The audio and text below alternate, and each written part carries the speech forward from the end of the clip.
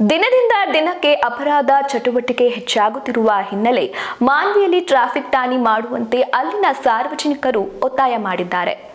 ಇರುವ ಪೊಲೀಸ್ ಸಿಬ್ಬಂದಿಗೆ ಹೆಚ್ಚಿದ ಒತ್ತಡ ಇದ್ದು ಶಾಸಕ ಅಂಪಯ್ಯ ನಾಯಕರು ಇತ್ತ ಕಡೆ ಗಮನ ಹರಿಸುವಂತೆ ಆಗ್ರಹ ಕೇಳಿಬಂದಿದೆ.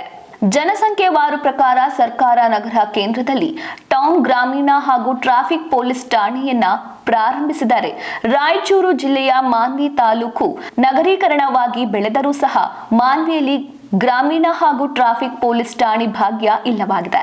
ಮಾನ್ವಿ ಪೊಲೀಸ್ ಠಾಣೆಯಲ್ಲಿ ಸಿಬ್ಬಂದಿಗಳ ಕೊರತೆ ಇರುವ ಕಾರಣಕ್ಕಾಗಿ ಕಾನೂನು ಸುವ್ಯವಸ್ಥೆ ಕಾಪಾಡುವುದರ ಜೊತೆಗೆ ಟ್ರಾಫಿಕ್ ಸಮಸ್ಯೆ ಹಾಗೂ ಗ್ರಾಮೀಣ ಭಾಗದ ಜನರ ಸಮಸ್ಯೆಗಳನ್ನ ಇರುವವರೇ ನೋಡಿಕೊಳ್ಳಬೇಕಾಗಿದೆ. ಶಾಸಕ ಹಂಪಯ್ಯ ನಾಯಕರೇ, ಎಲ್ಲಿದ್ದೀರಾ? ನಿಮ್ಮ ಕ್ಷೇತ್ರದ ಸಮಸ್ಯೆಗಳನ್ನು ಮೊದಲು ಕೇಳಿ ಸ್ವಾಮಿ. ಮಾನ್ವಿ ತಾಲೂಕು ನಗರೀಕರಣವಾಗಿ ಬೆಳೆದರೂ ಸಹ ಟ್ರಾಫಿಕ್ ಹಾಗೂ ಗ್ರಾಮೀಣ ಪೊಲೀಸ್ ಠಾಣೆ ಇಲ್ಲವಾಗಿದೆ.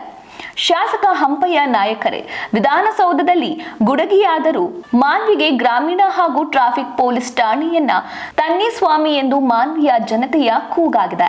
ಸರ್ ವಸಂತ್ ಕುಮಾರ್, ನಾವು ಸಮಾಜ ಸೇವಕರು, ನಾವು ಹಿರೇಕೊಡ್ನೆಗಲ್. ಈಗಾಗಲೇ ನಮ್ಮ ಮಾನ್ವಿ ತಾಲೂಕು ಜನಸಂಖ್ಯೆ ಹೆಚ್ಚಾಗಿದೆ, 3 ಪಟ್ಟು ಹೆಚ್ಚಾಗಿದೆ. ಹಿಂದಕ್ಕೆ ಈಗಲೂ ಲೆಕ್ಕ ಅಂದಾಜಿನ ಪ್ರಕಾರ ನೋಡಿದ್ರೆ ವೋಟಿಂಗ್ ಲೆಕ್ಕ ಅದಕ್ಕಿಂತ ಹೆಚ್ಚಾಗಿ ನೋಡಿದ್ರೆ ಜನಸಾಂದ್ರತೆ ಹೆಚ್ಚಿದೆ. ಕಾರಣ ಈಗಾಗಲೇ ನಮ್ಮ ಮಾನ್ವಿ ತಾಲೂಕು ಅಲ್ಲಲ್ಲಿ ಕಳ್ಳತನ ಮತ್ತು ಸುಲಿಗೆ ಹತ್ಯೆಗಳು ನಡೀತಾ ಇದ್ದಾವೆ. ಆದ ಕಾರಣ ಈ ಮಾನ್ವಿ ತಾಲೂಕಿನಲ್ಲಿ ನಮ್ಮ ಪೊಲೀಸ್ ಸಿಬ್ಬಂದಿನೂ ಭಾಳ ಕಡಿಮೆ ಇದೆ. ಈಗ 10 ಮಂದಿ ಇದ್ದರೆ ಆಗಲ್ಲ ಈ ಜನಸಂಖ್ಯೆಗೆ ಆದ ಕಾರಣ ನಮ್ಮ ಮಾನ್ವಿ ನಗರಕ್ಕೆ ಮೊದಲು ಆದ್ಯತೆ ಟ್ರಾಫಿಕ್ ಪೊಲೀಸ್ ಸ್ಟೇಷನ್ ಕೊಡಬೇಕು. ತದನಂತರ ಆಮೇಲೆ ಗ್ರಾಮೀಣ ಠಾಣೆ, ಅದು ಭಾಳ ಮುಖ್ಯವಾದದ್ದು.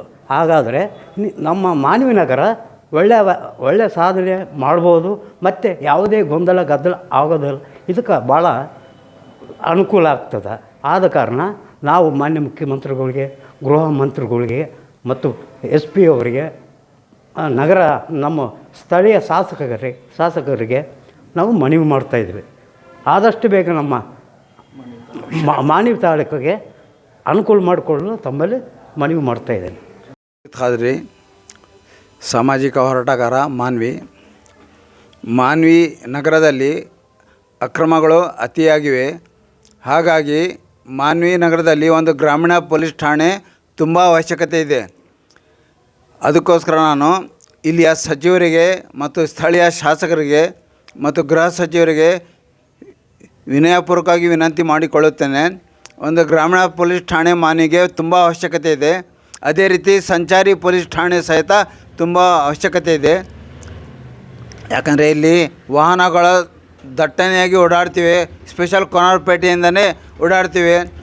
ಅಕ್ರಮ ಮರಳು ಟಿಪ್ಪರ್ಗಳು, ಆಮೇಲೆ ಅಕ್ರಮ ಕಲ್ಲು ಗಣಿಗಾರಿಕೆ ಟಿಪ್ಪರ್ಗಳು, ಆಮೇಲೆ ಕೊಲೆ, ಸುಲಿಗೆ, ಕಳ್ಳತನ, ಅತ್ಯಾಚಾರದಂಥ ಘಟನೆಗಳು ಬಹಳಷ್ಟು ನಡೀತಾ ಇದೆ ಮಾನ್ವಿಯಲ್ಲಿ.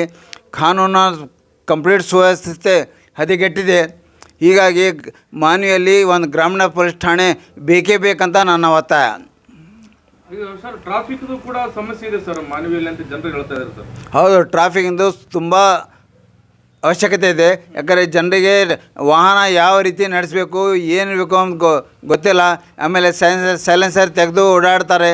ಆಮೇಲೆ ಅಂಬೇಡ್ಕರ್ ಸರ್ಕಲ್ದಲ್ಲಿ ಒಂದು ಟರ್ನಿಂಗ್ ಹೋಗಬೇಕಂದ್ರೆ ತುಂಬ ಕಷ್ಟ ಆಗ್ತದೆ. ಹೀಗಾಗಿ ಸಂಚಾರಿ ಪೊಲೀಸ್ ಠಾಣೆ ತುಂಬ ಅವಶ್ಯಕತೆ. ಈ ಅಂಬೇಡ್ಕರ್ ಸರ್ಕಲ್ನಿಂದ ಕೋನರ್ಪೇಟೆವರೆಗೆ ಪೊಲೀಸರೇ ತಿರುಗಾಡೋಂಗಿಲ್ಲ.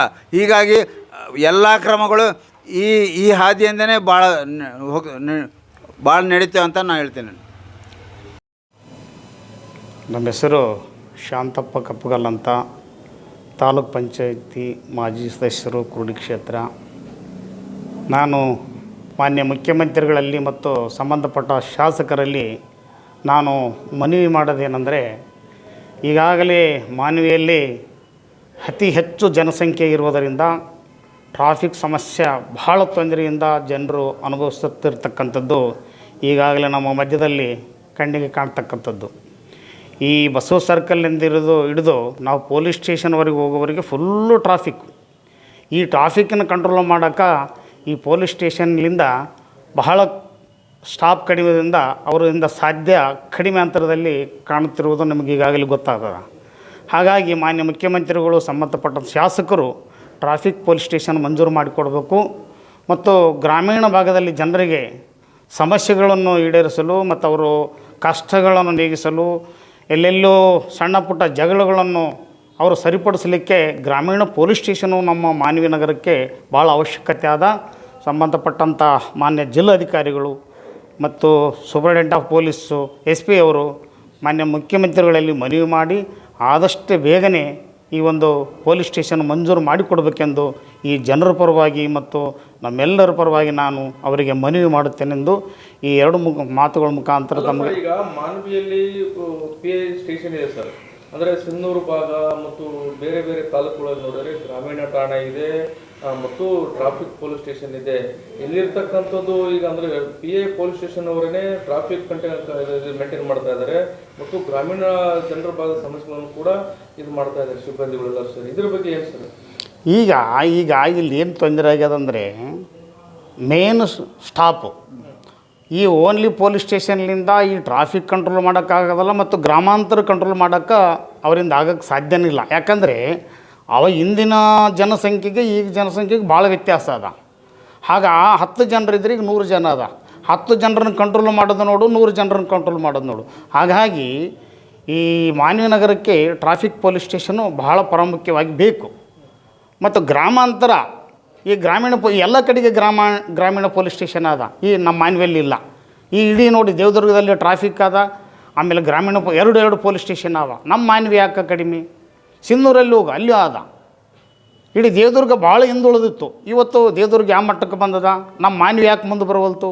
ಇಲ್ಲಿರ್ತಕ್ಕಂಥ ಜನಪ್ರತಿನಿಧಿಗಳು ಮಾನವಿ ಕಡೆಗೆ ಗಮನ ಕೊಟ್ಟು ಹೆಚ್ಚಿನ ರೀತಿಯಲ್ಲಿ ಈ ಜನರಿಗೆ ಅನುಕೂಲ ಆಗಿರ್ತಕ್ಕಂಥ ಈ ಏನಾದಿ ಪೊಲೀಸ್ ಸ್ಟೇಷನ್ ಆಗಲಿ, ಟ್ರಾಫಿಕ್ ಪೊಲೀಸ್ ಸ್ಟೇಷನ್ ಆಗಲಿ, ಬಸ್ ಸ್ಟ್ಯಾಂಡ್ ಆಗಲಿ, ಇವೆಲ್ಲ ಸ್ವಲ್ಪ ಜಾಸ್ತಿ ಗಮನ ಕೊಡಬೇಕೆಂದು ನಾನು ಶಾಸಕರಲ್ಲಿ ಮತ್ತು ಮಾನ್ಯ ಸಚಿವರಲ್ಲಿ ನಾನು ಜನರ ಪರವಾಗಿ, ನನ್ನ ವೈಯಕ್ತಿಕ ಪರವಾಗಿ ನಾನು ಮನವಿ ಮಾಡ್ತೀನಿ.